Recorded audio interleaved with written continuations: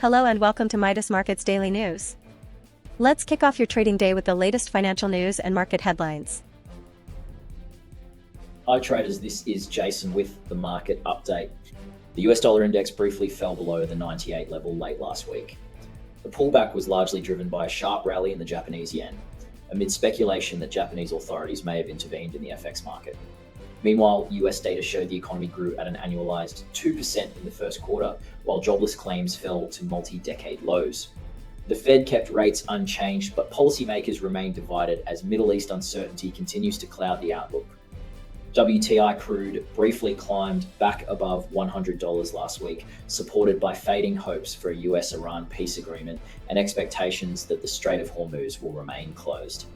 Supply concerns intensified after the UAE's exit from OPEC, while President Trump reiterated that the US would maintain its maritime blockade on Iranian ports.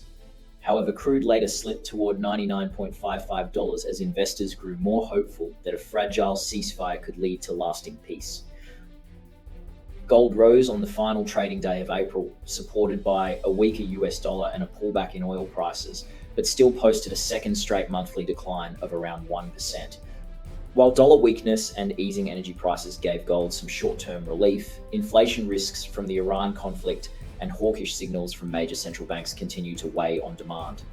For now, gold remains under pressure in the short term, though the medium-term outlook still points higher.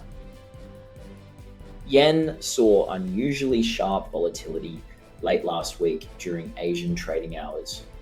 The move followed strong warnings from Japan's finance officials, who suggested that the time for decisive action was approaching. Markets remain unsure whether actual intervention took place, but the reaction clearly showed rising concern over Japan's willingness to defend the yen. With liquidity thin ahead of Golden Week, yen may remain vulnerable to further correction. Euro traded above 1.17 at the start of May, rebounding from a 3-week low as markets assess the European Central Bank's latest policy decision and renewed oil price pressure from Middle East tensions. The ECB kept rates unchanged, but left the door open for tightening in June and beyond, citing stronger inflation risks and growth concerns. Markets are now pricing in the possibility of 3 rate hikes in 2026, with the first move potentially fully priced by July. We hope you enjoyed today's market outlook. If you have any questions, feel free to leave a comment below. Remember to join us tomorrow morning for the freshest news.